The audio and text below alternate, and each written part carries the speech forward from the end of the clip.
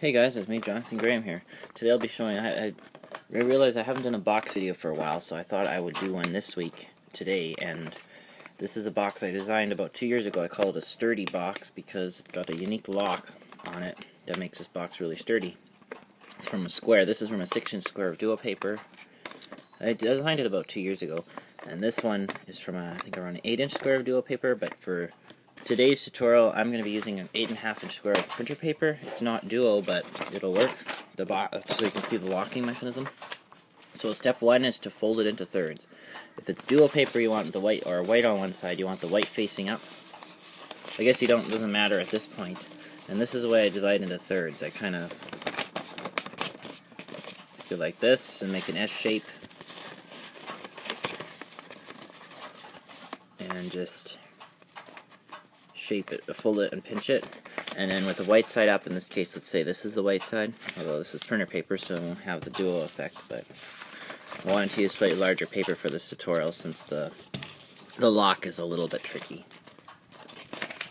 But not that bad, not that hard. Now we're going to unfold, now we're going to go the other way in thirds. Actually, this is another way you can do it. The white side up, in this case, you can just fold these over themselves until the ends line up. Like that. It's not quite as precise as the other way, but it was a bit easier to show it on film, on camera with a slightly larger square. And now you're going to unfold it. Yeah, it's the white side up. In this case, it's the same on both sides, but or if you have duo, you'd want the color, the inside of the box face up. Now we're going to make an X crease here and here. I'm going to turn it over. I'm going to make a valley X fold here. Bring this corner to this mark, point here, and crease. Unfold, take this point, and corner and bring it to this crease here. And fold. Unfold. See, there's our X. Now we're going to rotate this 180 degrees, and we're going to make it on the opposite side of this. So again, this corner to this intersection of creases. Make a crease only in this square. Unfold, and take this corner and bring it to the intersection of creases there, and crease just in here. There. Now what we're going to do is we're going to turn it back over, and we're going to position the paper so the squares with the creases are on the sides. And take this point, this edge, and fold it to the 1/3 mark, and bring the raw edge down to this folded edge.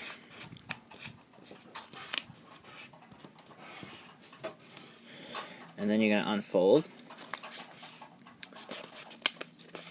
And now you're going to rotate this 180 degrees again. Bring this raw edge to the folded edge, to the crease. 1/3 crease. Bring the raw edge back to the folded edge. And unfold. Now we're going to flip over. And we're going to take this, fold this edge here, make like an accordion fold. We're going to bring this to the crease we just made. Trying to line things up as you go. And now you're going to take this folded edge, this raw edge, and fold down almost to that folded edge there, but not quite, because not quite all the way, because you'll see why later. Makes the locking of it easier. Now we're going to take this one and do the same. Bring this down to the crease. And bring this edge almost to that folded edge.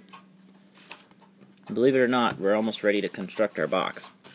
Now what I like to do is we're going to turn this over, is just fold on these creases and just reinforce on the edges here. Now we're going to make our box. We're going to fold this side in and this side in. We're going to unfold here and unfold here. So it's like this. So you have kind of like a box sort of shape. And now you can see this crease here. We're going to unfold along this crease into itself, and then unfold this side along the crease into itself. You can see the box is already taking shape. But it's not a very sturdy box right now. You can see it's pretty, flimsy. But this is where we have to lock it together.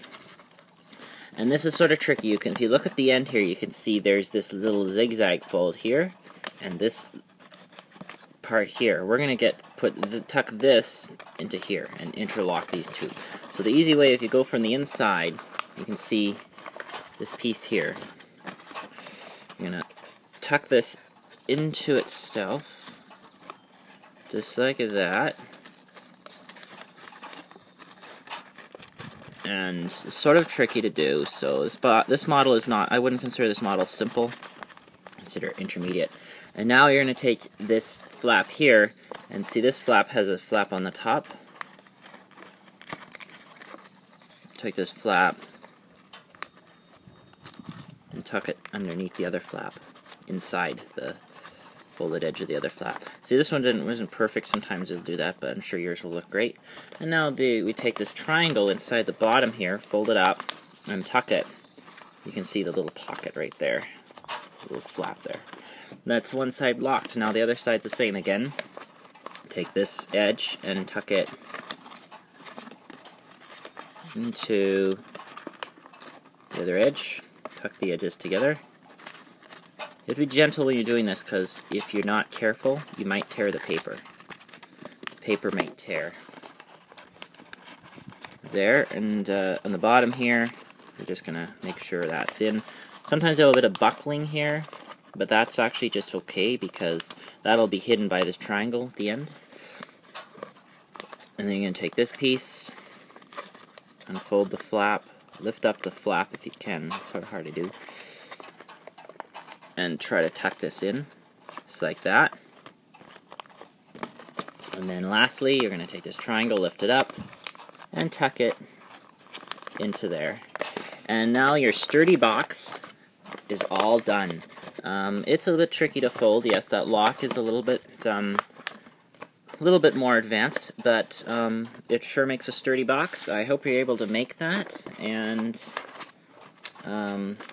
this is a cool model. Yes, it's very useful. You could use it to hold a lot of things. I've actually filled one of these with rocks once, small rocks, and it's just sturdy enough to not fall apart with the weight. So I will see you next time, and I hope you enjoyed today's model. Please remember to rate, comment, and subscribe.